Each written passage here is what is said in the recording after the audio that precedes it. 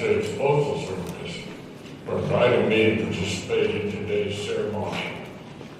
I'm pleased to celebrate with you all as we honor the greatest and his appearance on the forever stand. Lee was an distinguished Kentuckian with great exuberance for life, and his remarkable journey to the top began right here in the heart of our hometown of Louisville. Lee's story captivated millions worldwide, first with his phenomenal athleticism in the ring, and later in his fight for peace. I'm grateful to see this historic Kentuckian join the ranks of so many of American history. Look at that. And I'm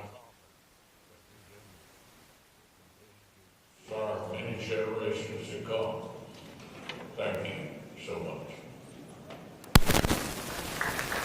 And what is the great philosophy of listening?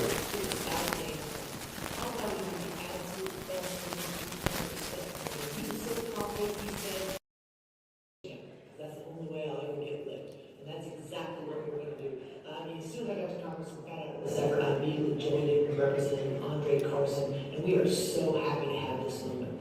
I think everybody knows about Muhammad Ali's accomplishments in the ring, though, but to me, that's not the reason to put him on our stand. Lots of people have thought.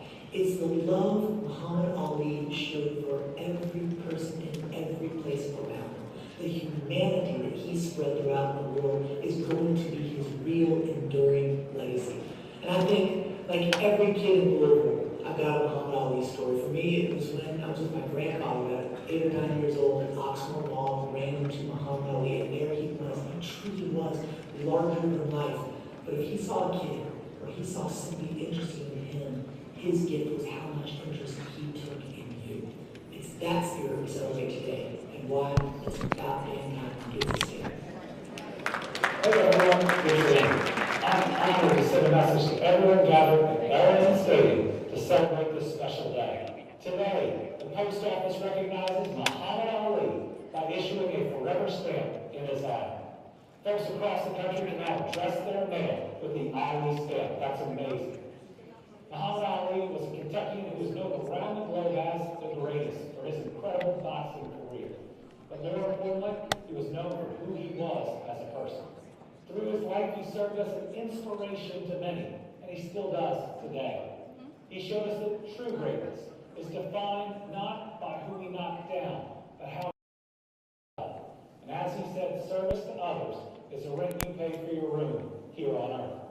To my good friend Lonnie, the entire Ali family, and the team at the Ali Center, congratulations.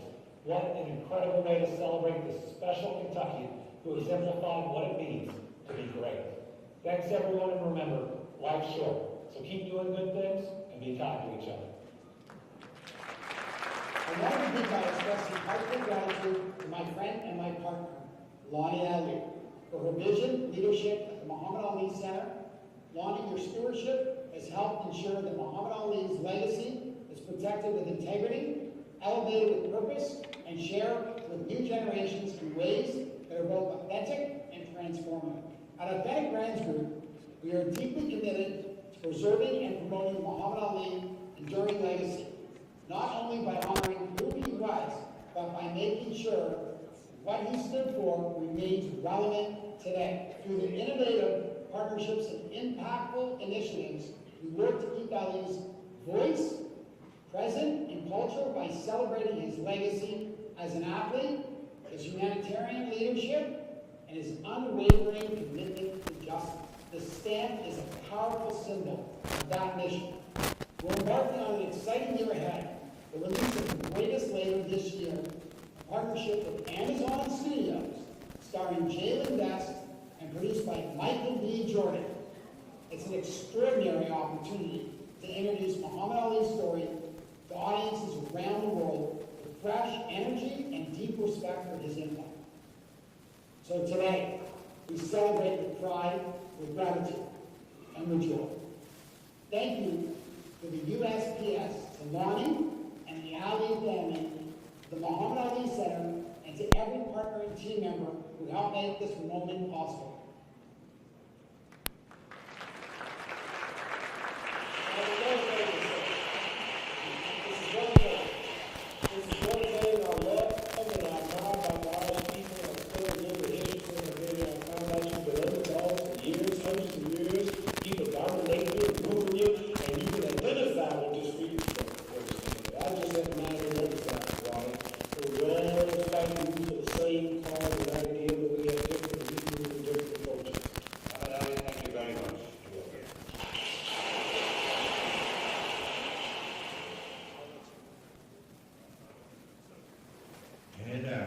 Let's welcome the 20th president of University of Louisville, Jerry Bradley.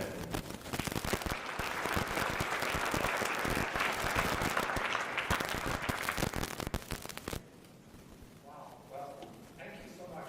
Welcome everyone to Angels Entry at the University of Louisville's L&N Federal Credit Union Stadium.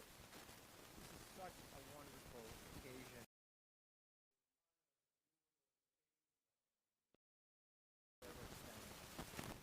We feel so privileged to host this event and to highlight our partnership with the Muhammad Ali Center. I want to take a moment to personally welcome Muhammad Ali's wife, Lonnie, back to U of L.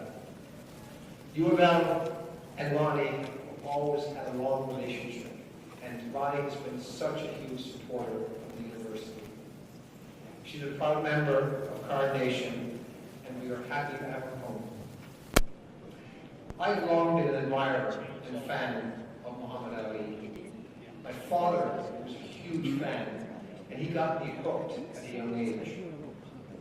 I remember to this day, at the age of 14, sitting up at 2 a.m. in Ireland to watch, in 1978, Ali fight and lose to Leon Spinks, and then 7 months to watch him beat Spinks to regain the heavyweight title for the 3rd time. He visited Ireland 3 times. He fought Alvin Blue Lewis in 1972 in Croke Park and won by knockout.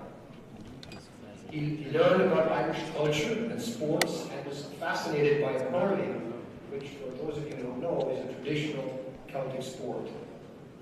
The Irish fell in love with Ali. And that interview he gave was a famous interview that today people in Ireland remember because he so identified with Irish struggles and the cause for civil rights in the United States. Ali visited Ireland actually 3 times. The last time he visited was in 2009, where he visited his ancestral home in Ennis, County Clare, where his grandfather, Abe Grady, was from. And of course, the greatest of all time has had so many ties to our great university. Our Muhammad Ali Scholars Program creates student leaders dedicated to service, community engagement, and civic responsibility. Our Muhammad Ali Institute for Peace and Justice advances the cause of peace building, social justice, and violence prevention. In 2015, Muhammad Ali received the inaugural Grawemeyer Spirit Award from U of L, recognizing his humanitarian efforts and inspiring actions. And Muhammad was a true cardinal. His son, Asad Ali, played baseball here and is a current member of our athletic staff.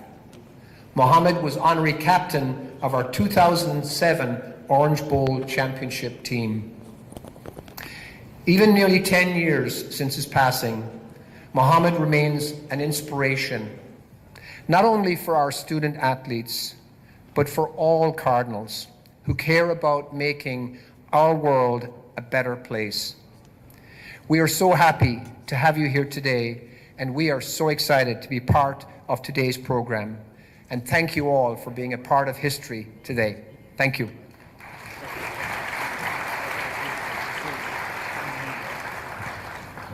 Ladies and gentlemen, your Master of Ceremony, Bob Costas. Thank you all. I've been around a long time, but in truth, my career, for the most part, postdates Muhammad Ali's active career as a fighter. And yet I was privileged to be part, a small part, of one of the greatest moments of his life. The 1996 Olympics in Atlanta was on NBC, and I was the host, along with the late, great Dick Enberg, of the opening ceremony.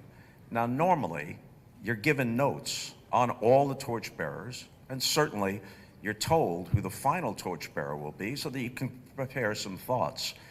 But in this particular case, getting Muhammad Ali to be that person took some doing, which I had nothing to do with. Dick Ebersol, the president of NBC Sports, and Don Mischer, who was esteemed as the producer and director and kind of the master of the big events, Kennedy Center honors, Obama's inaugural Super Bowl halftime shows, and Olympics opening ceremonies when they were held in the United States. Mischer and Ebersol went to the Atlanta Olympic Organizing Committee with the idea that Muhammad Ali should be the final torchbearer, and there was resistance. The exact quote from one of them was, "He may be a hero to you, but down south here, he ain't that." And Ebersol and Mischer convinced them that no, there had been a change. Yes, Ali's career had been controversial. There was a time when he was a polarizing figure. But by 1996, and certainly by now, the vast majority of thinking and aware people realized that he was on the right side of history. And so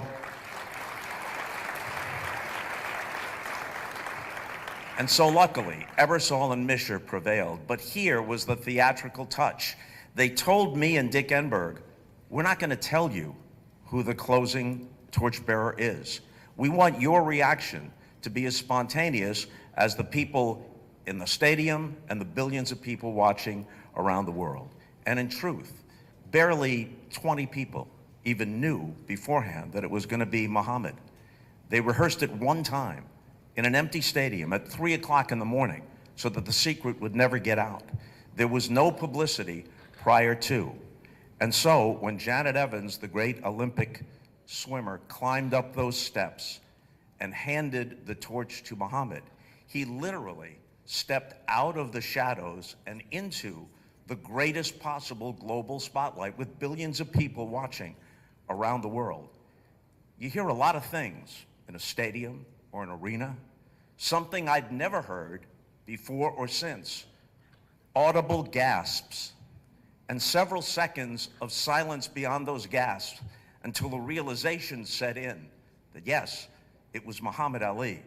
And then those gasps gave way to thunderous applause and cheering. And in that moment, the rarest of moments, when you know that every person watching in one way or another has the same understanding, here was this man who had gone through many storms, storms of battles in the ring, storms of controversy outside it, and now, once the most beautiful and nimble of athletes, was even then, 20 years prior to his death, even then, showing the visible effects of his Parkinson's syndrome. The most entertaining and voluble of athletes, reduced in his ability to communicate. The deep ironies of that, not lost on anyone. And yet, this man who once declared, "I'm the greatest, and not only that, I'm too pretty to be a fighter," he was so deeply human, so deeply compassionate, so deeply decent, so broad in his understanding of what his life had meant, that he was willing to present himself proudly and nobly to the world in that condition. Everyone understood that.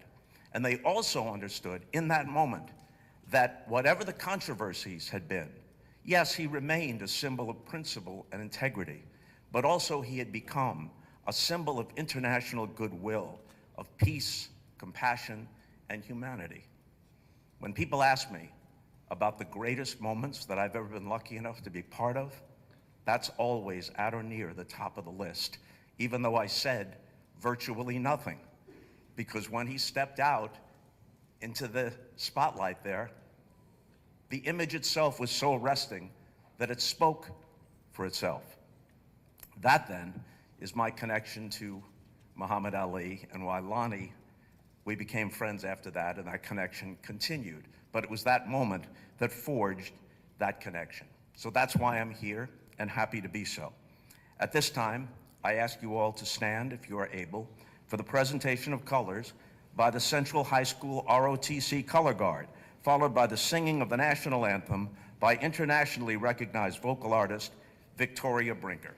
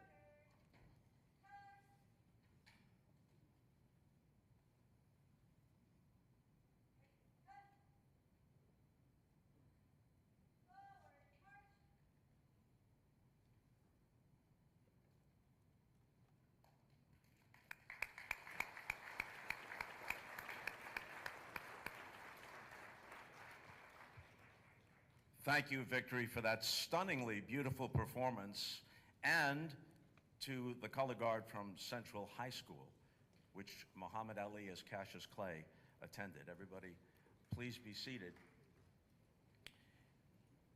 You know, as the last strains of the national anthem reverberate, it's well to remind us that in a very real sense, Muhammad Ali was a patriot. His story is a deeply American story, and his example stands as a reminder, perhaps particularly in these times, that often the greatest examples of patriotism come in challenging power rather than bowing to it.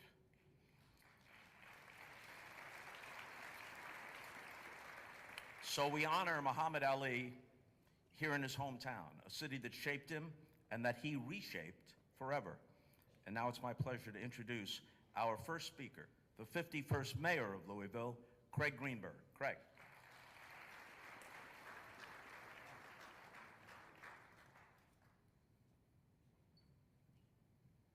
Well, thank you very much, Bob. Good afternoon, everyone, and welcome to Louisville. Welcome to Ali's Louisville. And for those of you who flew in to be with us here today, I hope you had a wonderful experience at the Muhammad Ali International Airport. And thank you so much to the U.S. Postal Service for honoring our hometown hero, the first Louisvillian to be a United States postal stamp. There could be no one better than Muhammad Ali for this great honor.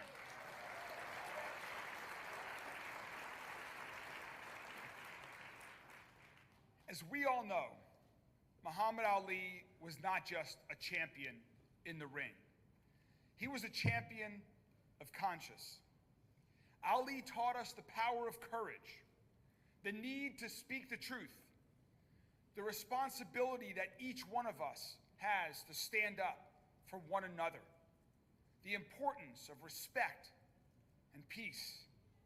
Values that were important in 1996, as Bob just told you, and values that might be more important than ever today in these challenging times we're living in. Because at this time when our country faces such division, uncertainty, unnecessary violence, and real challenges, Muhammad Ali's life reminds us that strength is not found in dominance. Strength is found through dignity, through caring, through unity. He was a true vision of an equitable America and a peaceful world. And that's why many years after his athletic career ended, and still many years after his passing, he still inspires us here in Louisville and people all around the entire world. He was truly one of a kind. In the ring, he knocked his opponents out, and outside of the ring, he lifted people up. That's what it was all about for Muhammad Ali. I stand here today as one of many public servants who have been inspired by the GOAT, by his values, by his courage, and by his actions. And I work every day to live those values, to promote those values throughout Louisville on behalf of everyone. Now, while I may be representing one of Muhammad Ali's 40 appearances on a Sports Illustrated cover here today, we're celebrating something even more special, a one-of-a-kind tribute for Muhammad Ali to be on a forever stamp. This stamp matters so much. It's a symbol that in a world often filled with darkness, a light from Louisville can make it brighter. Lonnie, thank you so much for everything you have done to keep the champ's life, vision, and energy alive in Louisville and around the world. Thank you to the rest of the Ali family for your continued support and for sharing the greatest of all time with the world. Congratulations.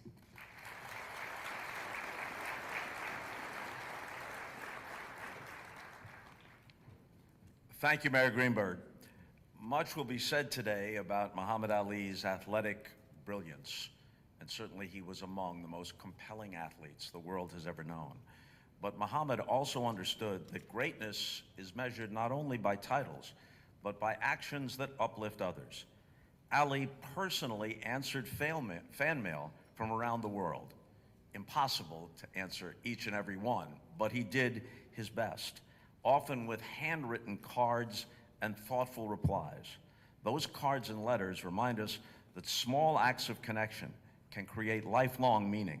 That same spirit of connection lies at the heart of the U.S. Postal Service. So with that, I'm pleased to introduce the dedicating official for the Muhammad Ali Forever Stamps, Ronald A. Stroman. Governor Stroman serves on the Postal Service's Board of Governors, which helps direct the organization's expenditures, long-range planning, and policies. He previously served as the 20th Deputy Postmaster General, the second highest ranking postal executive, following more than 30 years of leadership in public service. Ladies and gentlemen, please welcome Governor Ron Stroman.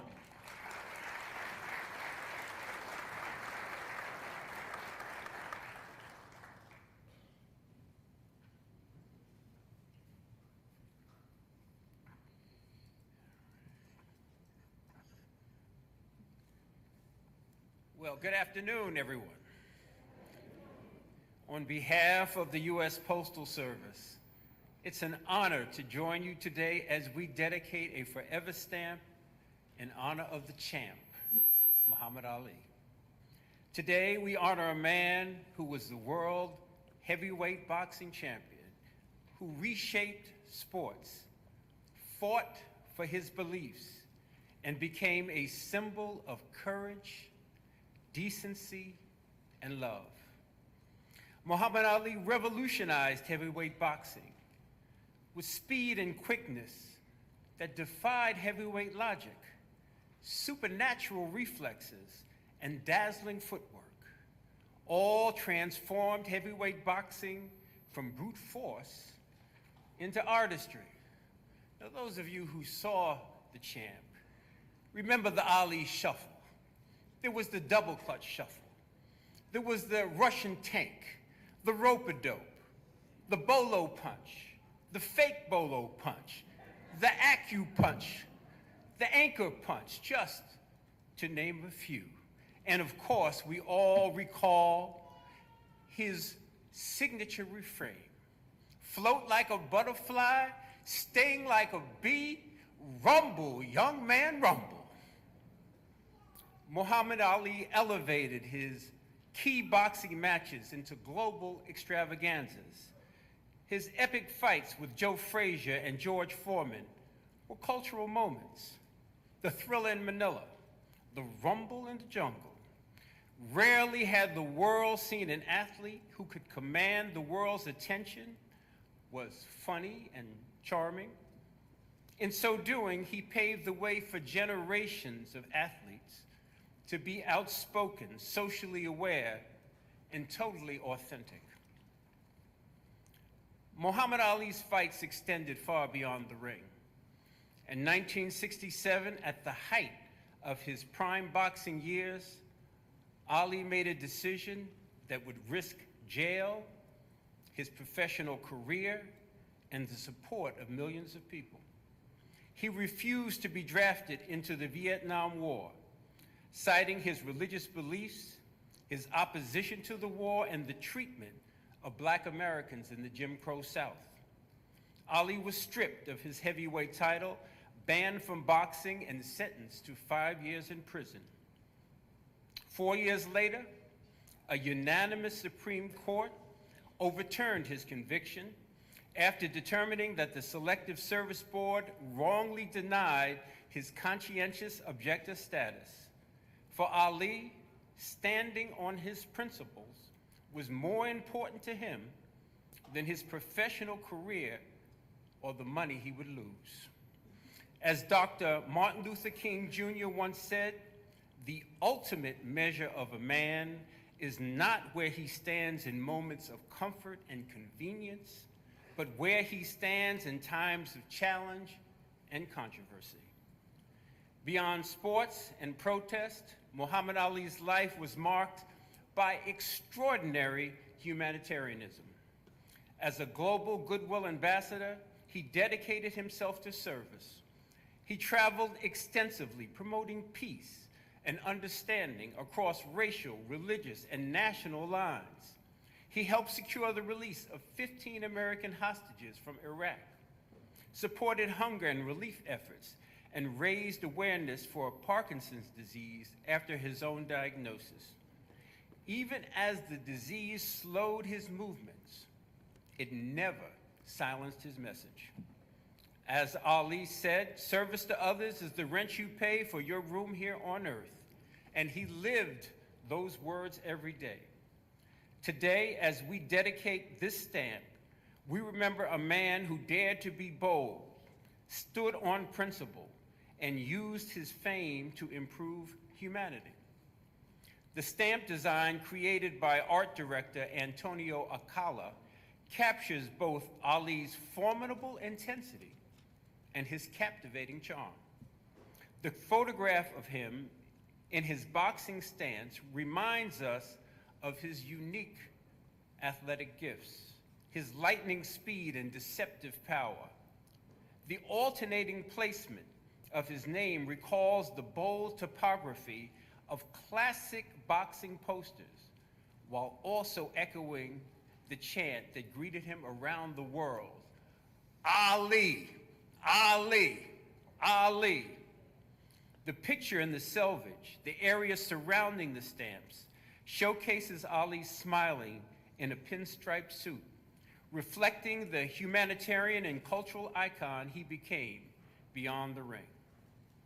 Every stamp we issue reflects a piece of America's spirit and who we are as a nation. For the Postal Service, this is more than a stamp. It's a national thank you. It's a tribute to a man whose conviction, dedication, and spirituality continue to inspire.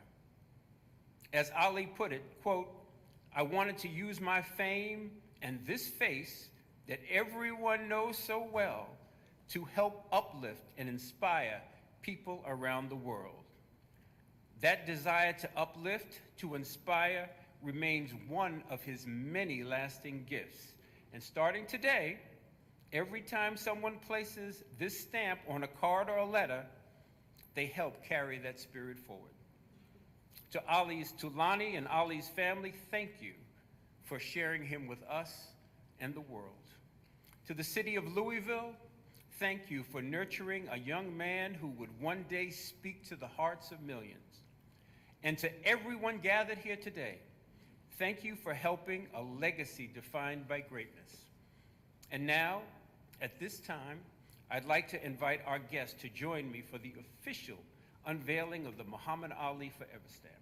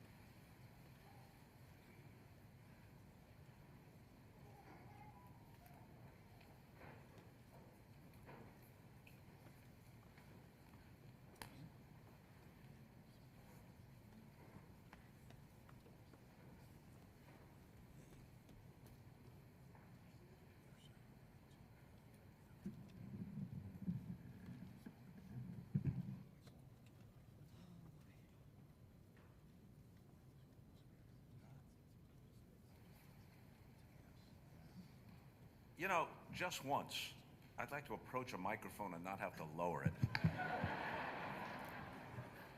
Governor Stroman stood tall in more ways than one. And there isn't much else left to say because he touched on just about all of it.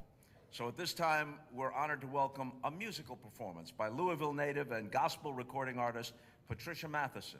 Please welcome Pat to the stage.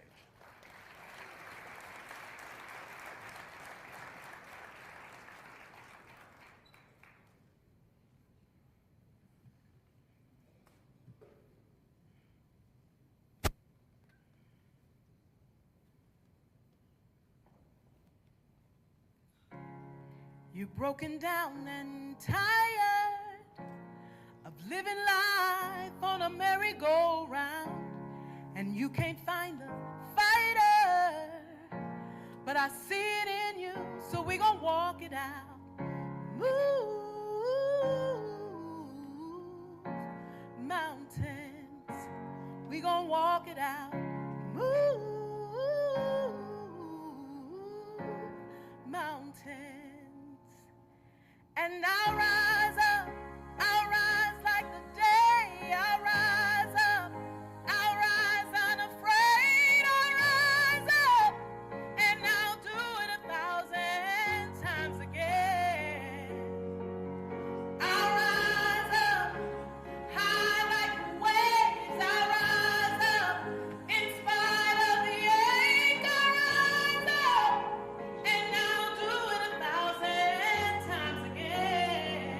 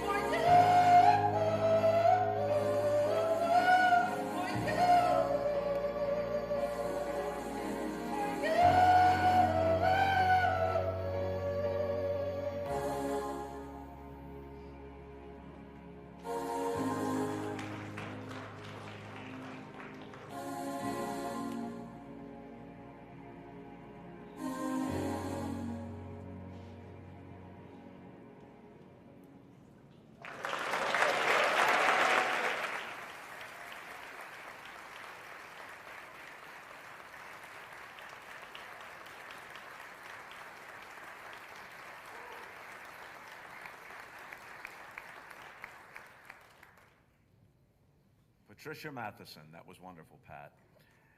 And now we'd like to introduce one of the many members of our program today from the Muhammad Ali Center's board.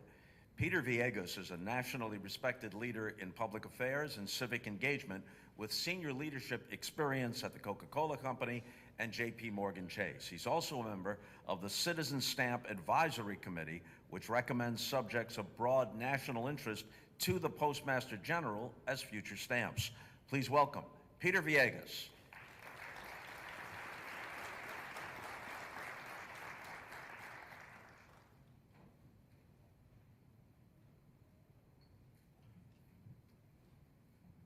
Hello, Louisville.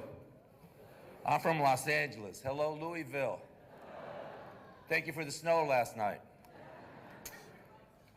Get the champ a stamp. You want to know about the story, how we got the champ a stamp? It has been a wonderful 3-year, exciting 3-year journey, great teamwork, great support, but I want to highlight 4 specific reasons why this is so special to me. First, why is this stamp important? Not just a stamp, but why is it meaningful? One reason is that there's no question today's social environment is extremely challenging. It's troubling, and we need some inclusive compassion. Even in 2026, we still need the champ's voice to help us. That is why, as the 7th son of a Mexican immigrant, I'm very proud to have played a key role in this effort and show what the product of immigrants can do.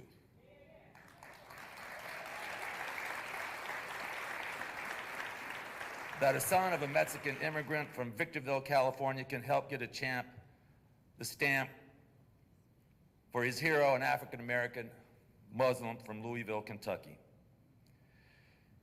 The second reason why this is such a highlight for me is Mayor Greg Fisher.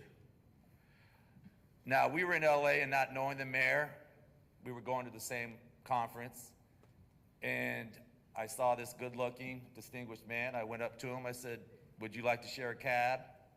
Now, if you're ever in LA, I wouldn't recommend when a stranger comes up to you, if you'd like to share a cab, I wouldn't recommend you get in, but the stars were aligned and the mayor said yes. He introduced himself. He said, "Mayor, I'm Mayor Greg Fisher from Louisville." I immediately said, "Muhammad Ali." And a friendship over a decade long has been developed and strengthened and loved. Now, if the mayor does not get in that cab, we're not here today celebrating this stamp. Instead of discriminating against a bald man, the mayor showed the spirit of Muhammad Ali by embracing my outreach with love, with warmth, with friendship. The third reason is Lonnie Ali, Mrs. Louisville Lip.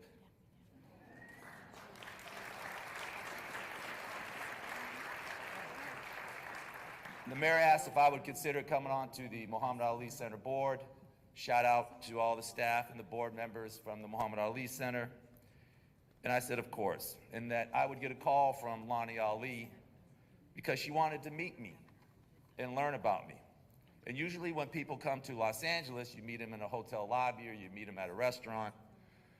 And I asked what hotel, and she said, "No, I'm coming to you, I'm coming to your home." I said, "You're coming to my home in Rancho Cucamonga?" That humble act was vital to this effort. If she doesn't come to my home, there is no stamp. After sharing some coconut cream pie, we went up to my office where I have a bunch of Muhammad Ali memorabilia, but also I have poster stamps of Roberto Clemente and Cesar Chavez. Thank you, USPS, for acknowledging those 2 Hispanic heroes. I asked Lonnie, did the champ have a stamp? She said no. And like a jab, pop, the idea was born to get the champ a stamp. She didn't stereotype me. She didn't judge me. She wanted to learn about me. She showed respect, warmth, and friendship. Those 2 acts by those 2 individuals are the pillars for why we're here today. Thank you, Lonnie and Mayor Fisher. Now, the fourth reason, as the president said about your father, you hear a lot of stories about fathers and sons. I got the chance to work with my daughter, Ali, who's here with us today, on this initiative, Get the Champ a Stamp. It was Ali who came up with the idea for the merch, for the Get the Champ t-shirts, the hashtag Get the Champ a Stamp social media, and to work alongside her was one of the best things I've ever experienced. Now, during this, I sent Ali to the Muhammad Ali Center to work at the MAC for a few days and earn her stripes. And I didn't go with her. I didn't want to interrupt or influence her experience. When I picked her up from the airport to go home, we pulled into the garage. Now, in my garage, it's covered with sports and Muhammad Ali pictures. I went into the house and my daughter never came in. About 10 minutes later, where's she at? I go out to the garage. She's in the garage looking at all the Muhammad Ali pictures and quotes. And I said to her, I said, Champ, these pictures have been up here since before you were born. What are you doing? And she said, Pop, yeah, but now I get it. Now I understand. And my hope with this stamp is that many people get it, more people get it, not just the future generation, but the current generation. They get it and embrace the principles of this man and learn that we can live with one another with compassionate love. Now let me close with the poem. The Champ, you know, I'm the youngest of 7 boys, so I got beat up for waking up. I had to figure out some confidence, and as a young boy, Muhammad Ali gave me that confidence. He taught me how to be comfortable being uncomfortable. So I'm gonna be uncomfortable right now. I wrote a poem. This will be the first and only time I read a poem, but it's worthy. I wrote it for this cause. You ready? Okay.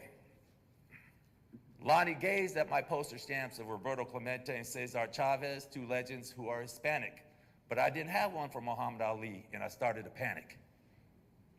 When she told me Muhammad had no stamp, the thought popped, well, let's get one for the champ. Here we are gathered celebrating this huge success thanks to the intelligence of USPS. So from this day forward, when a child looks up at night, they'll see a group of stars smiling extra bright. That child will ask, is that the Big Dipper? Tell them the truth and say, no, that's the Louisville Lipper. Thank you very much.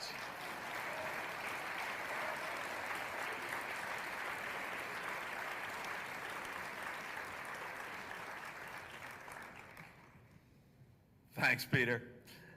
Now I'd like to introduce another member of the Muhammad Ali Center's board, John Ramsey. John is the Director of City Partnerships for the city of Louisville and a close friend of the champ for nearly 4 decades. He co-hosts the Ali and Me podcast with Lonnie, using original audio to explore the champ's life beyond boxing and to inspire others. Now, we talked beforehand, and John beseeched me to introduce him in the voice of Howard Cosell. Almost all of us who are sports broadcasters, it's kind of obligatory that you do a Cosell. So I'll tell you about the first time I crossed paths with him. 1983 World Series in Baltimore, the Phillies against the Orioles. And ABC is broadcasting it, Al Michaels, Earl Weaver, and Howard Cosell. Cosell is standing in the doorway of the rickety old broadcast booth at the old Memorial Stadium in Baltimore, wearing that hideous yellow ABC Sports jacket that you all remember from all of his unforgettable interactions with Muhammad Ali. And by the way, if you want to talk about a certain kind of courage, yeah, Cosell could be obnoxious, he could be overbearing, but like Muhammad, he had principle. He stood up for Muhammad Ali. He stood up for the other athletes of their time who were socially aware, and he had to put up with the blowback. And a lot of mail, when people wrote letters, didn't send emails or put stuff on Instagram or Facebook. Thousands upon thousands of letters, many of them of support, but others landed on the desk of Roone Arledge, the president of ABC Sports, saying, get that goddamn New York Jew who wants to support that N-word boxer, get him the F off the air. In his own way, Arledge didn't bend. He knew that Cosell was saying something important, and he did it continually, no matter what the opposition was. he also, like Muhammad, was in his own way, much different than Muhammad, entertaining. So if he wasn't entertaining, if he wasn't compelling, if people didn't watch him half the time as much to hate him as to applaud him, then he never would have had the platform to do what he did. And the most meaningful chapter of Cosell's story life is his connection to Muhammad Ali. So anyway, he's standing in the doorway, that toupee perched precariously atop his head. I think Muhammad once said to him, "Howard Cosell, you're a phony, and your hair comes from the tail of a pony." And then Howard answered by saying, "Muhammad, you're awfully truculent tonight." Nonetheless, I approached Cosell and I say, "Mr. Cosell, I'm just a young guy. Mr. Cosell, my name is Bob Costas. It's a pleasure to meet you." And he said, "I know who you are. You're the child who rhapsodizes about the infield fly rule. I'm sure you'll have a fine career." And he flicked a cigar ash and he walked away. And my first thought is, this is the biggest schmuck I ever met. But in the next instance, I realized, no, I just got the full Cosell treatment.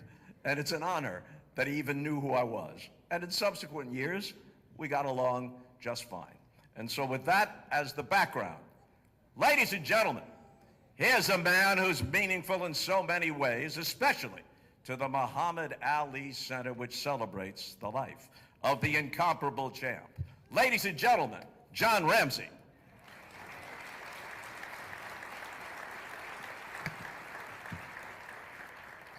I may have whooped Joe Frazier and Ken Norton, man, but look how pretty he looks. Man, check him out, man. The man doesn't age. He looked fantastic.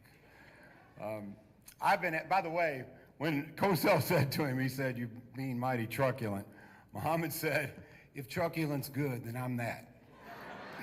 So I've been honored with the privilege to talk a little bit about my friendship with Muhammad Ali. When Muhammad and I became friends in 1980, it was the athlete that caused my hero worship. Here's a guy, big, fast, 3-time heavyweight champ of the world, and he was from Louisville, Kentucky. But after traveling with him to Australia, England, Ireland, Canada, many cities throughout the U.S., heavyweight championship fights, 2 Kentucky derbies, I came to realize that his athleticism was secondary to the content of his heart. Whenever he'd come to Louisville, one of his favorite places to go was the Children's Hospital. And I remember Muhammad told me the first time I drove him there, he said, "John, there's one rule." He said, "You can't tell anyone." He said, "Because if you tell someone," he said, "maybe they tell the press. And then the press comes and it becomes about me." He said, "This isn't about me." He said, "I want to see the kids." Whenever I would fly with Muhammad, you had to be very leery because the line would start and Muhammad, he flew commercial. So they'd be signing autographs, taking pictures. And I might miss that flight because I knew this is the way Muhammad worked. We're coming from Atlanta to Louisville. We're just about to get on the plane. And Muhammad says, "John, when's the next flight to Louisville?" Oh, man. I look up, Muhammad, 2.5 hours. He said, "Let's stay and make some people happy." I said, "I'll tell you what, we'll stay and I'll watch you make them happy." If you went to dinner with Muhammad, it was a 3-hour affair because Muhammad wanted to make sure everyone in the restaurant, from the people who were there to eat, the wait staff, the cooking crew, he wanted to make sure everybody had an autograph and a picture. He just loved people. He connected with them so well. About 2 months before Muhammad passed, Lonnie was nice enough to invite me to their home in Arizona. This wasn't unusual. I'd come out there a couple of times a year, or he'd visit here and we'd see each other. But this one was a little bit different because when I got there, I don't know if you guys have ever, when I arrived there, if you've ever been around a Parkinson's patient, they're really good in the morning because they've had a good night's sleep. It's before they take their meds. And Muhammad usually had about a 2-3 hour window where he was Muhammad. We watched the news. He's very inquisitive, good conversation. But I noticed on this trip that that window was very short, like 30 minutes, and he'd lost a lot of weight. And so I knew what Lonnie was doing, and I can't thank her enough. She was giving me a chance to say goodbye to Muhammad. So real quickly, before I left, I was grabbing my bags. Lonnie had a car out there waiting for me. And she goes, "Why don't you go in and talk to the champ?" I said, "Is he up?" She goes, "Yeah, he's up. He's doing really well." So I went in, Muhammad's sitting on the bed, he's eating fruit. Lonnie always made sure he lived like a king. Whenever he wanted, it was there. And I had that window, that sweet spot. And I remember looking Muhammad in the eyes, and I go, Muhammad, I got to talk to you for a second. I said, you know, when I first met you, it was about the athlete. I said, it was all about your athleticism and physicality. You were my hero, and I said, you remain my hero. I said, except for one thing, I said, I could care less if you ever boxed around. I've seen the way you treat people. I said, thank you, because he taught me kindness at another level. And anyway, before I left, kissed him on the forehead, and I said, I see you, champ. And I was walking towards the door, and Muhammad at that time, because of the Parkinson's, could not really project his voice, but he could do that knock-knock really out. Lonnie can do it very well too. Yes, there she goes. So I turn around, and Muhammad goes like this. And that was it. That was the last time that I saw Muhammad alive. So I want to end on this. When Lonnie was nice enough, when Muhammad passed, she gifted me a few of his shirts. And on special Ali occasions, I wear them. And today I wore them. And because Muhammad lost weight as he got older, as many of us do, they fit for the most part, except for one thing. Muhammad, I'm a 34, 35. Muhammad, you know. So, and you know what it was? It was that left jab. It's that famous left jab that allowed him to whoop Joe Frazier, the whoop Ken Norton. That pretty jab of his was the reason why. And I like wearing these shirts because it reminds me. Whenever I put them on, I look at that and I say, you know what? I'll never be as physically gifted. I'll never be as handsome. I'll never be as athletic. But there's one thing I can be, and that's kind. And that is what my friend Muhammad Ali taught me.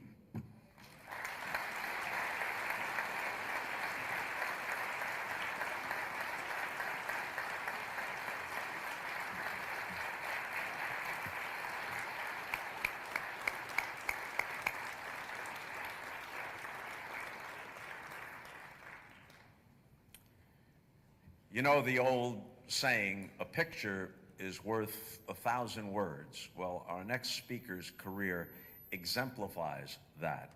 The legendary photographer Neil Leifer. If you don't know him, you know his images of Muhammad.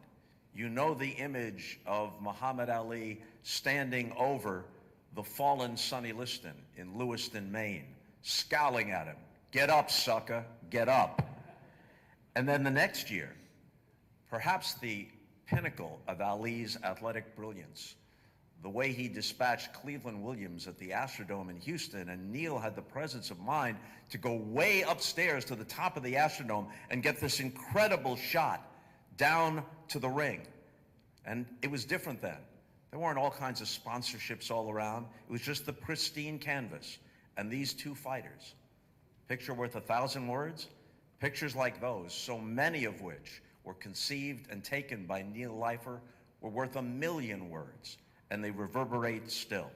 Ladies and gentlemen, Neil Leifer.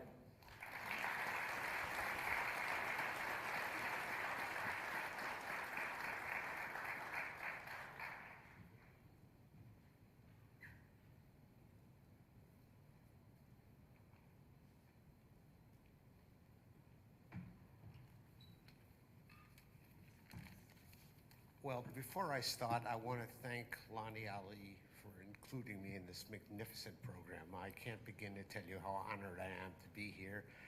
And having had Muhammad as a friend, good friend, for 60 years, 55, 60 years, somewhere in that, I'm beginning to lose track of years and ages. But I can tell you there is nobody I can think of, and I worked as a photojournalist in the news business for years, so I don't know anybody who more deserving of this magnificent, special honor than Muhammad Ali, and I'm so proud to be here speaking about him. But I want to start at the beginning in terms of me. I was a young photographer in 1966 when I was first assigned to photograph Muhammad Ali one-on-one in the studio. Well, when I was 23 years old, and Ali and I were the same age. When I was 23 years old, at the very most, I looked 15. So I will tell you, I was thrilled. I mean, the heavyweight champion is coming to my studio to pose for me. Well, he walks in all by himself. Well, one person, he had Herbert Muhammad, his manager. Herbert was a very serious amateur photographer. The first thing I noticed was Herbert had a couple of Hasselblads. They were better than the camera I was using. But the two of them came in, and I wasn't sure how much time I was going to get, so I asked Ali to get into gloves and trunks real quickly. This was going to be a Sports Illustrated cover. And he got in gloves and trunks, and the first thing he said to me is, he said, I introduced myself, of course, and he said, so where's the photographer? And I said, you're looking at him, champ. And he said, come on, you're a kid. Where's the real photographer? And he turned to Herbert and he said, which I'll never forget, he said, Herbert, do you think this kid knows what he's doing? Well, I had rehearsed for 2 days, and I had tested with a stand-in for Ali, and I had marked 2 spots on the floor where where his right foot and his left foot would go. I was shooting with a large format camera, which you have very little depth of field with. So I needed Ali to stand still. Well, little did I know, standing still was not one of his great skills. But I said, Muhammad, stand right over here for a second. And he got in position for him, and I was ready to shoot. I'm going to shoot a Polaroid. You shoot a Polaroid as a test to be sure everything's working right. And I said, Muhammad, stand right here. Before I could take the first Polaroid, he said, wait a minute. What are those umbrellas? I had 2 umbrella strobe lights in front. He said, I was with Gordon Parks yesterday. You know Gordon Parks? I said, yes, champ, I know him. I'm a big fan of his pictures. He said, well, he didn't use umbrellas. Is it raining in here? I said, no, it's not raining. I said, would you just stand still for a minute? Before I could get my first picture, he turned to Herbert again and he said, Herbert, you sure this kid knows what he's doing? I said, please, let me show you the Polaroid. I was ready to shoot my first Polaroid, didn't come close. Muhammad looks, he looks at the light behind over his right shoulder and left shoulder. I had backlit him because I was using a dark background, and you want to have a black man, I wanted to be sure he'd stand out. I didn't want him to meld into the background. He said, what's that light back there? I said, that's my backlight, champ. By now I'm beginning to think he's never going to stand still. And I said, it's going to make you look great. He said, so he stood still for maybe 1/10 of a second, and I took my first Polaroid. Well, in those days, it took 60 seconds for the Polaroid to process, to develop. And you can't take it out of the folder. I am now wrestling with the champ who's trying to pull, and I was no bigger than I am now. I got the heavyweight champ. He's trying to pull the picture out of my hand so he can open it, except he had no intention of waiting 60 seconds. It's probably the only time I could look anybody in the eye and say, I beat Muhammad Ali at this, in this thing, because I managed somehow to keep the picture in my hand for 60 seconds, and then I opened it up, and at that point, Muhammad grabbed it right away. And he starts looking at it. I see him light up. He's smiling, and he looks at Herbert, and he said, you know, Herbert, this is pretty good. Actually, maybe this kid does know what he's doing. And then he took, which he was very good at, I mean, you can't do this better in Hollywood. He took a very dramatic pause, and he looked at the picture again. He said, you know, Neil, this is a pretty good picture. I like it. And he took another dramatic pause, and he said, but then again, how can you miss with a subject like me? Anyway, thank you all thanks again for having me here, and I'm thrilled. Like I say, I covered 30 of his fights, 35 fights, and 30 one-on-one sessions. I took pictures at his homes in Arizona, in Cherry Hill, New Jersey, in Berrien Springs, Michigan. He was the greatest subject. Anybody that was lucky enough to work with Muhammad became a hero with you. Your boss, my boss at the picture editor of Sports Illustrated, thought I was really, what a good photographer this kid is. Well, you couldn't miss. If you miss with Ali, I said something upstairs when the press interviewed us. I said that the one thing I can tell you, any photographers are not modest guys normally. When you meet a photographer who's modest, you know the pictures aren't going to be so good. I don't think anybody ever could say that if you failed with Muhammad Ali, you needed to look for another job. Thank you very much.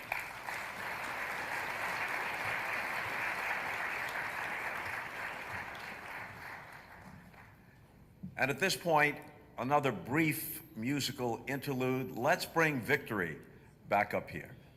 Victory Brinker.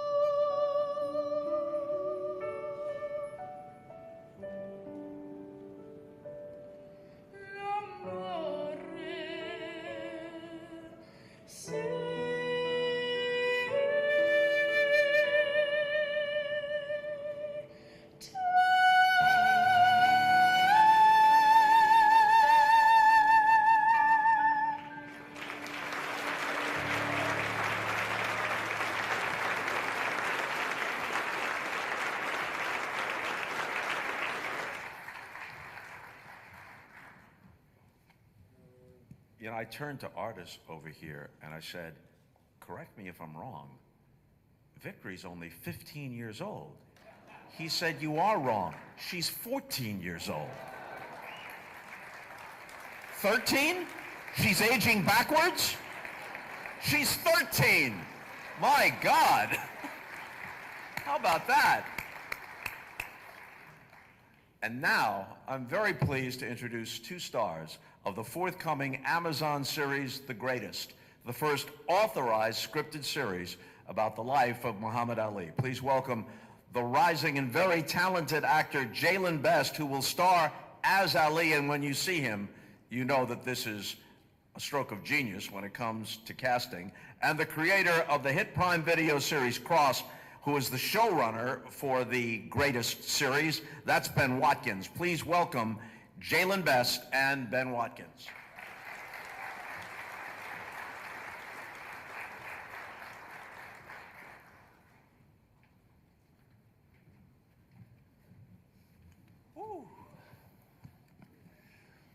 So we plan some remarks to say together. We got a little act we do. Yeah. No, just kidding.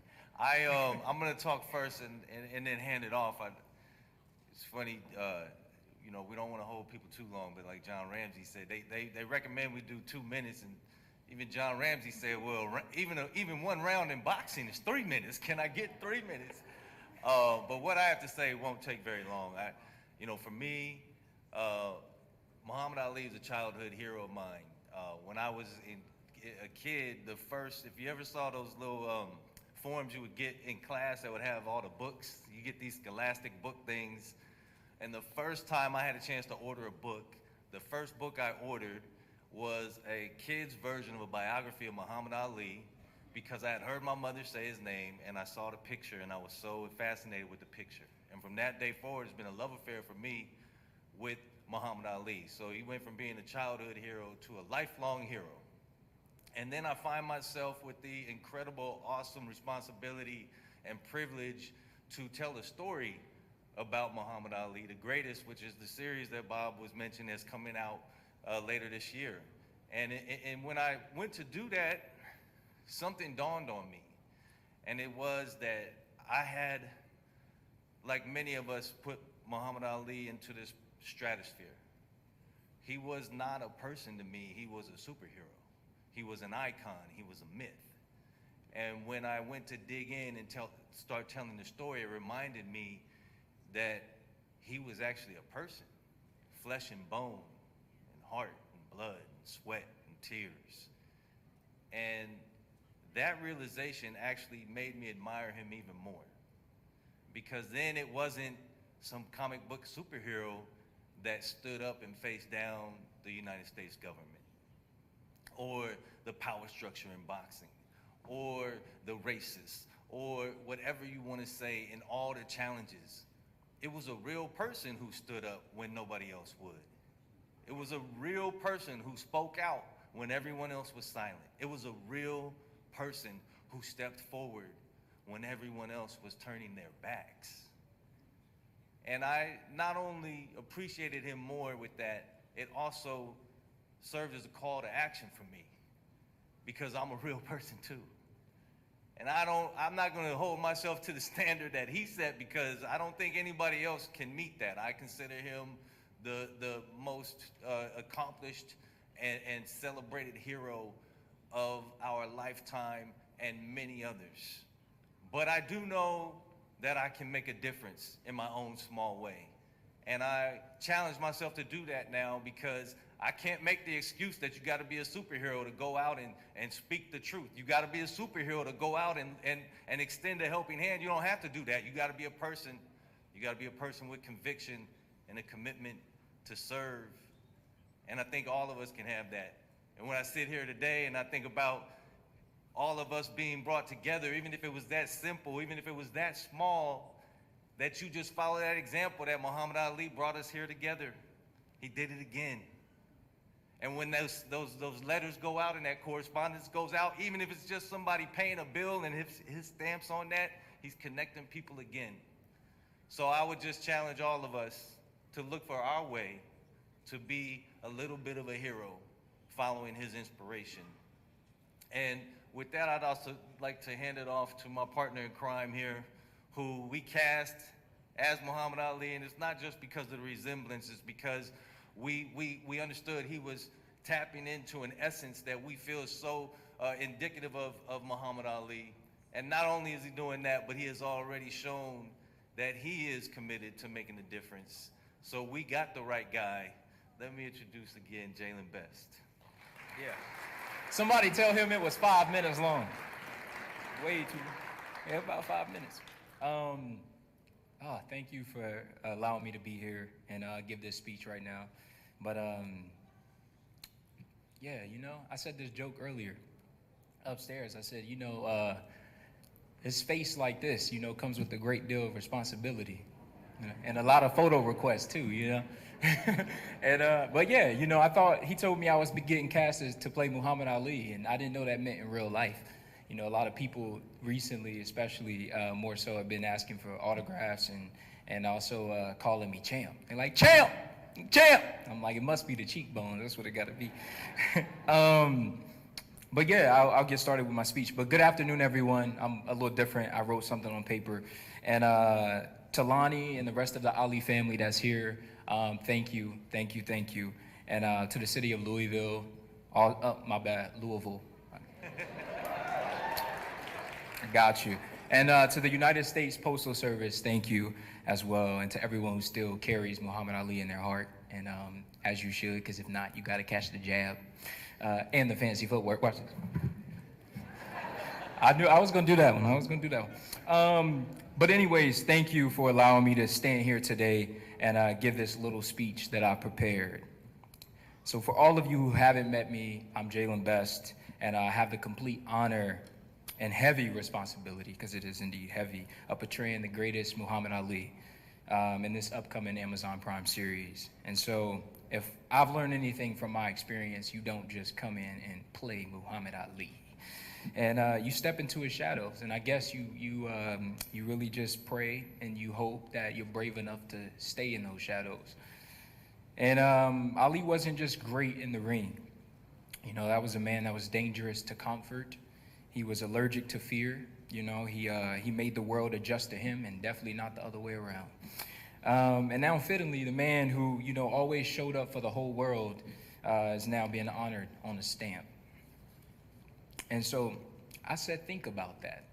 I said, a little kid from little old Louisville, that's what I put in here. Some of y'all don't like that, but it's okay. I love small towns too. But yeah, a little kid from Louisville, Kentucky, who refused to be ordinary, is now traveling to every corner of the globe on tiny little pieces of paper. It's incredible.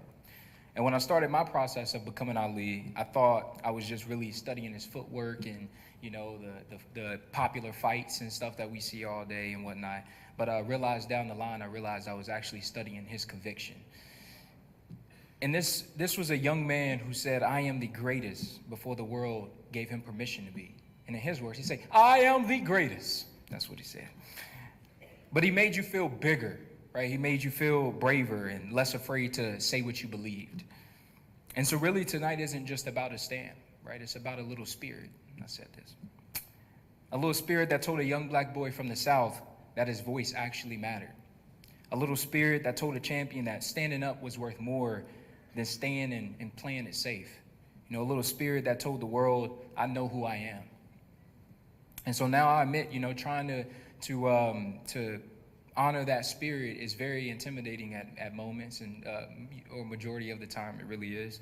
And because how do you speak about a man, who could rhyme, who could joke, who could provoke, inspire, and also, change history all in one sentence? But if Ali has taught us anything, it's if you're scared, you say it anyway. If you believe it, you claim it anyway. And if your heart is in it, you let the world catch up later. And now, as his face travels the world,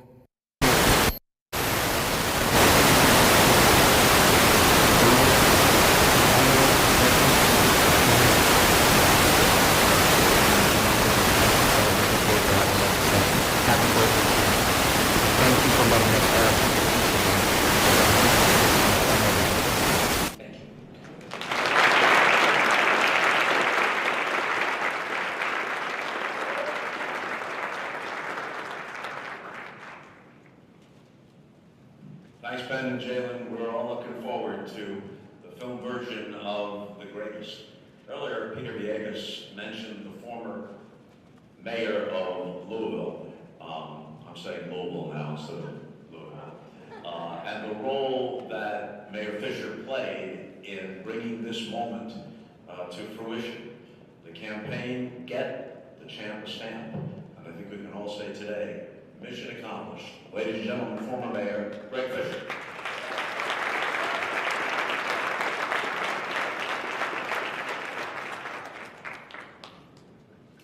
Well, hello, everybody. You're looking good. This is a fun day, isn't it? Well, look, throughout Muhammad Ali's multifaceted life, there was one constant: road work. Road work. When people praised his strength, quickness, bravery, beauty, qualities that he fully agreed with, by the way, he always said it was his road work, outworking everyone else, that made him great. So it took a huge amount of road work to get us to this celebration today. I'd like to join the chorus of thank yous to the team at the Ali Center, the U.S. Postal Service, and Governor Stroman, my good friend Peter Villegas, for connecting with Lonnie to get the concept for the stamp started, and the United States Conference of Mayors and the late Houston Mayor Sylvester Turner for helping Peter and me launch the stamp effort with Lonnie in June of 2022. I want to recognize and thank my partner, former Congressman John Yarmouth, who's here as well. Let's give it up for the Congressman. He and I were partners throughout my 12 years in office. Now, the champ's death in 2016 set off a flurry of activity and emotion that was fueled by the world's love and respect for him. The celebration of Ali's life, I contend, was one of the last times that the world and our country felt unified. This event today provides a pause for us to consider the divided atmosphere that we're living in and do our road work to pull us together as a nation and the world. And it is absolutely possible. Muhammad's life is testament to how people can change how they see one another. Not everybody admired him early on. He was a brash, young champion who became a vilified protester, was criticized for changing his religion by many. He paid the consequences, but rose again as a three-time heavyweight champion of the world, and ultimately a global humanitarian, was then humanized through his final battle with Parkinson's. There was not a dry eye in the world when Ali, his body shaking, but full of determination, lit the 1996 Olympic flame in Atlanta. I think anybody that was watching that, he made us all feel empathy and reverence and our humanity through his physical display of fiery courage. After the chant passed, there was no question that Louisville would send off its favorite son with the dignity and the respect that he deserved. Over 1 billion people from the globe watched his homegoing ceremony. And the incredible documentary film, The City of Ali, was created to memorialize that special week and continues to inspire audiences around the world. We renamed our airport, as you've heard, to the Muhammad Ali International Airport to forever welcome people to the hometown of the champ. The film, the airport, and now the stand are all ways Ali's values were turned into something permanent so the world could keep learning from him. Now, Ali famously said, as we've heard, that the only way that he would ever get licked is if a postal stamp was made for him. So, Ali now has a stamp. But we've got a problem. he no longer licks stamps. So it looks like the champ's forecast remains true. He will never be licked.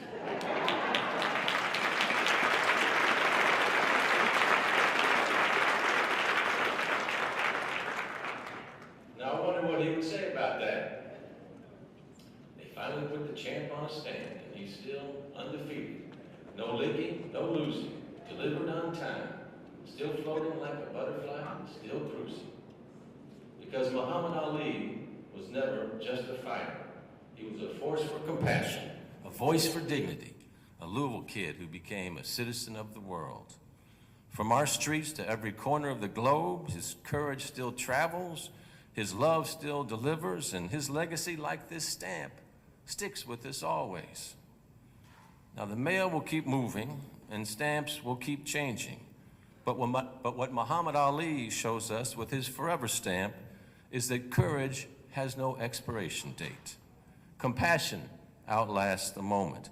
And when you stand for what is right, your actions echo through time. Thank you.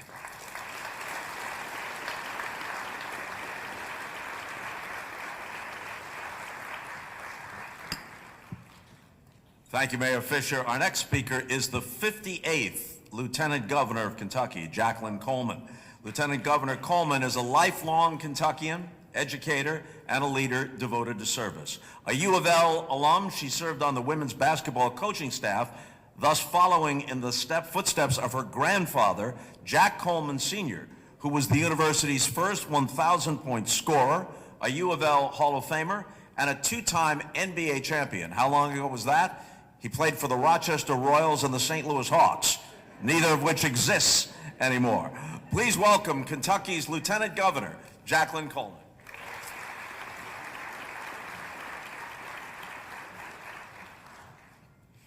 Well, good afternoon. You know, the thing is, when you are the last of a long line of speakers, a lot of people say some of the things that you were thinking about saying. But I think they put me here maybe because I'm a basketball coach, and so I know how to get my point across in a 60-second timeout. So I'm going to do what I can because I'm what stands between you and Lonnie Ali today, and that's what we're here to celebrate. So let me just say that a few themes have popped up today. Certainly that people might remember what you do, but they will certainly remember how you make them feel. And that history is a compilation of stories that get repeated through time. And if you're lucky enough and you're the greatest, you get to make the textbooks, right? So I never had the privilege of meeting Muhammad Ali, but I did have the privilege of teaching hundreds of juniors in high school every year about his life and his legacy. And I had a poster of him in my classroom because I always love to lift up our Kentucky superstars, and there is no greater superstar in Kentucky than Muhammad Ali. And to recognize that he is the reason that the term conscientious objector is in every high school U.S. history textbook in this country is pretty amazing, being able to teach students about that.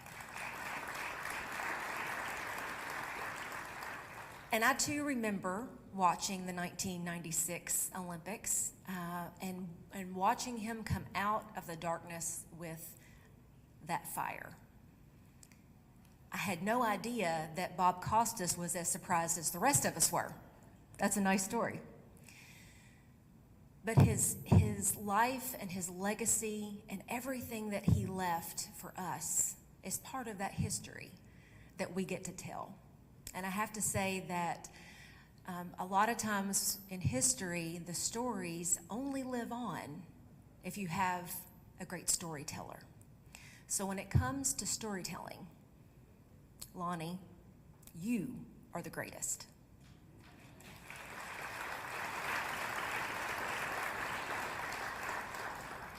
To see the life that Muhammad lived, the example that he made, and for it to live on through the years and now become the Ali Center and all of the humanitarian awards that are given to people across this country, and to give the world a little piece of Louisville's greatest is an amazing, amazing journey for us to all be on and for us to all be here together. So to the family who is here today, his legacy lives on through you. Jalen, I thought you were family when I saw you upstairs, so that was pretty good. It's a good casting for you. But his legacy is going to live on because of moments like this. And that certainly has been earned through the lifetime of someone who can serve as an example for all of us, not just in the ring, but in the real world. Thank you guys all for being here today.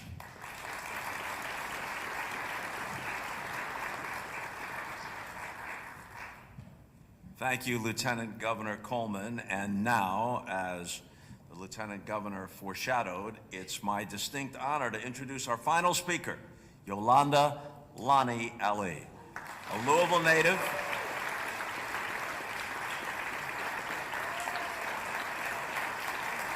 I almost feel like I should stop, and so I will.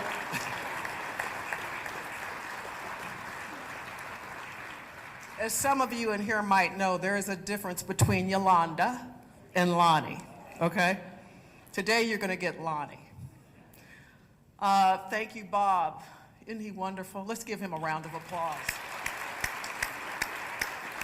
He's absolutely wonderful for sharing today with us and emceeing this event. And I want to thank Jill, his wife, for coming with him to celebrate with us. I don't know where you are, Jill, but thank you so very much. Thank you to Jerry Bradley and the University of Louisville, the heartbeat of Louisville, this campus right here, this school right here, for allowing us to hold this event on the campus and in this stadium where Muhammad and I enjoyed many fall Saturdays watching Louisville football. And thank you to all those who spoke here today, whether in person or by video. And thank you to all of you who took time to come here today and share this moment with us. I want to give a special thanks to the family, our children who are here, our nieces and grandnieces and grandchildren. I really appreciate you taking the time to be here. And I have to tell you, I wouldn't be standing here today, you wouldn't be in this room enjoying this the way it is, the way it's set up, if it wasn't for Nicole Yates, who has been by my side, yes, and Yolanda Reed, and all of the center staff who have worked tireless hours to ensure this event came off with perfection for that man behind me.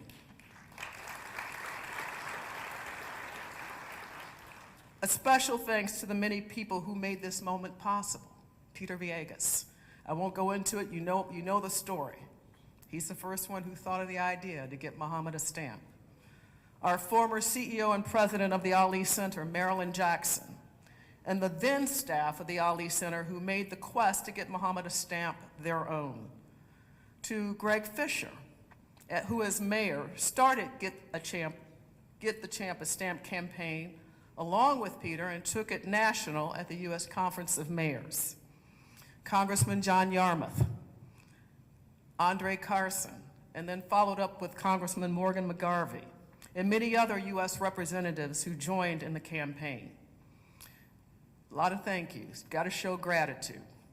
Jamie Salter, Michael Bogie, and Mark Rosen, and my partners at ABG, who have been at my side for the past 11 years, helping to guard and protect the Ali legacy. Jeff Eisen, Ron DiNicola, and Seth Lehman, who worked tirelessly with the USPS, sorry about that, USPS to get the stamp over the finish line. And of course, the USPS, who welcomed the idea and became true collaborators to make this day come true. And thank you to our sponsors who made today's festivities possible, the Omni Hotel, Louisville Tourism, the Louisville Muhammad Ali International Airport, Barry Woolley, and BW Designs. And thank everyone just for being here. Those who are watching, I know we're live streaming, I believe. Thank you for tuning in.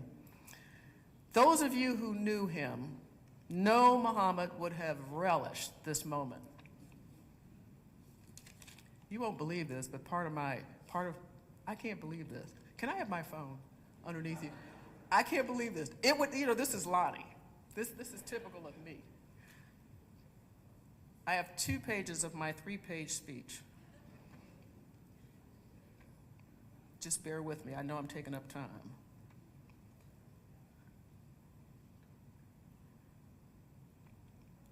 Now I gotta find it. What did you say? No. I just need to find it because it's very poignant, and I can't seem to bring it up. Well, you know what? We've taken up a lot of time anyway. It's in pages. A lot of what has been said about Muhammad is true. Well, that's part of it, but that's fine. That's part of it. This is an abbreviated version, but well written. Of course it is. Muhammad, like I said, would have loved this moment.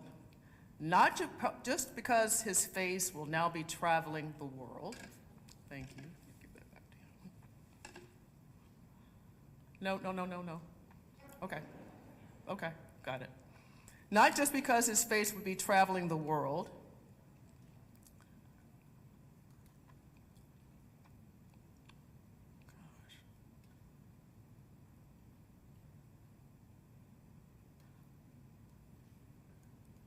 Not just because his face will be traveling the world, all around the world on envelopes, and I can almost hear him saying, "Don't I look pretty?"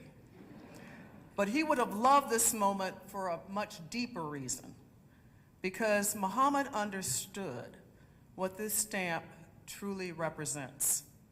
Muhammad was a master communicator.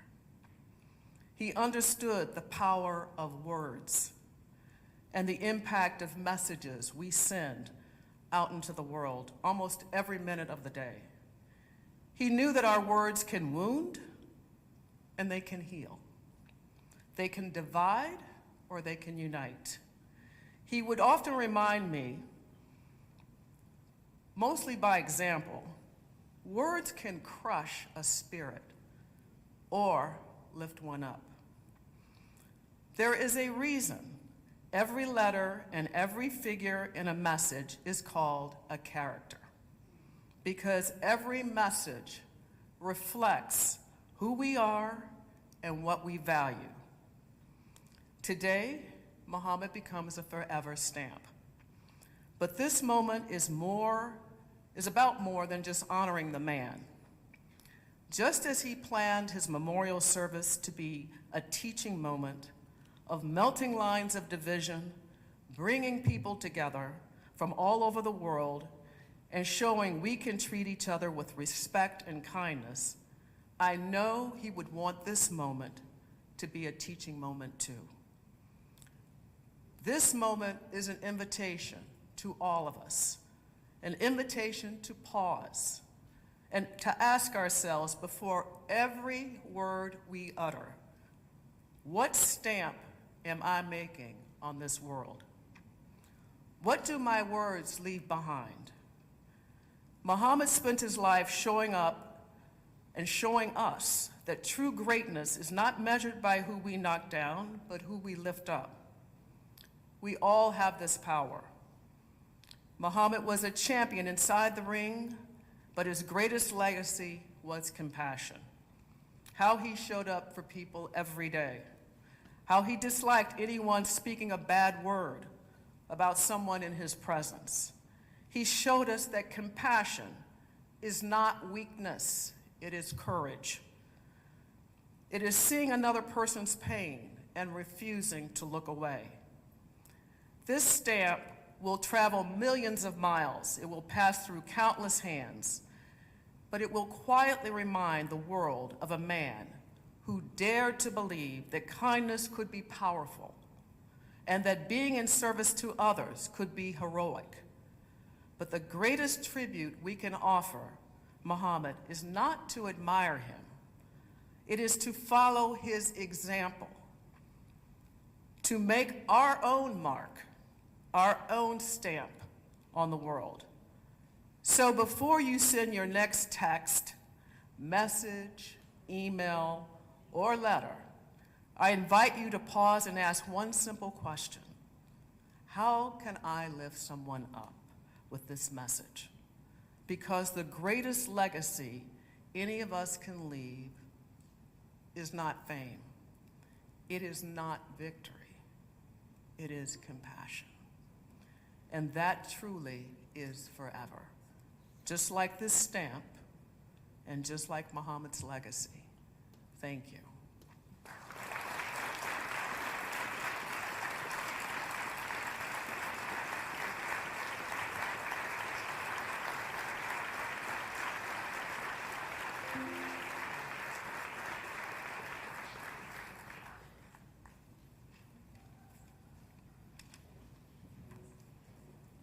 Thank you, Lonnie. There have been several references today to that moment at the opening ceremony in Atlanta in 1996, a moment because of the arc of Muhammad's life that was both powerful and simultaneously poignant as he lit the Olympic flame. Lonnie Ali is the keeper of the Ali flame, and you couldn't find someone more capable and dedicated to carry the story of his life and the meaning of his life forward than Lonnie Ali.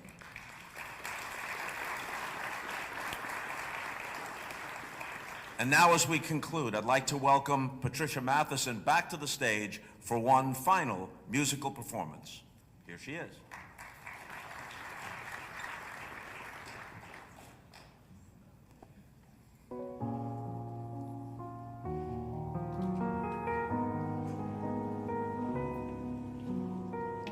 I believe that children are our future.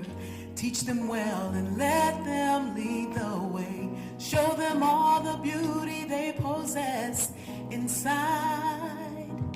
Give them a sense of pride to make it easier. Let the children's laughter remind us how we used to be. Everybody searching for a hero. People need someone to look up to. I never found anyone to fulfill my need. A lonely place to be. And so I've learned to depend on me. I decided long ago never to walk in anyone's shadow. If I fail, if I succeed, at least I live as I believe. No matter what they take from me, they can't take away my dignity. Because the greatest love of all is happening to me. Yeah, I don't want to pull. I found the greatest love of all inside of me. The greatest love of all is easy to achieve. Learning to love yourself, it is the greatest love of all. I believe that children are our future. Teach them well and let them lead the way. Show them all the beauty they possess inside. Give them a sense of pride to make it easier. Let the children's laughter remind us how we used to be. I decided long ago never to walk in anyone's shadow. If I fail, if I succeed, at least I live as I believe. No matter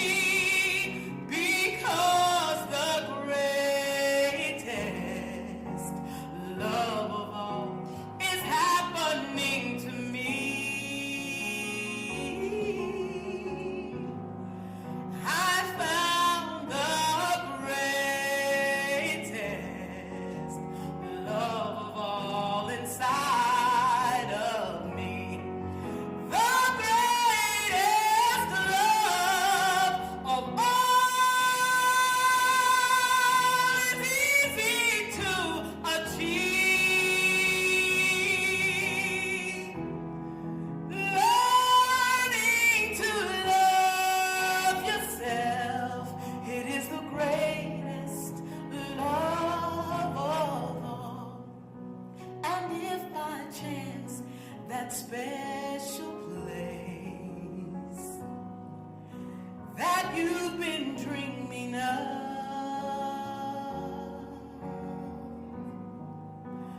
leads you to a lonely place. Find your strength in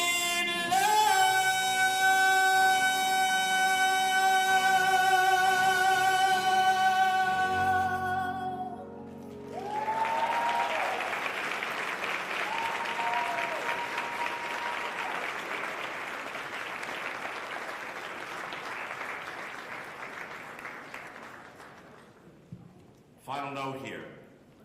Ceremonies concluded. On behalf of the U.S. Postal Service and the University of Louisville, thank you to all of our participants, partners, and to all of you for being such a wonderful audience. You can purchase your Muhammad Ali stamps and other items at the Postal Service retail booth, which is where?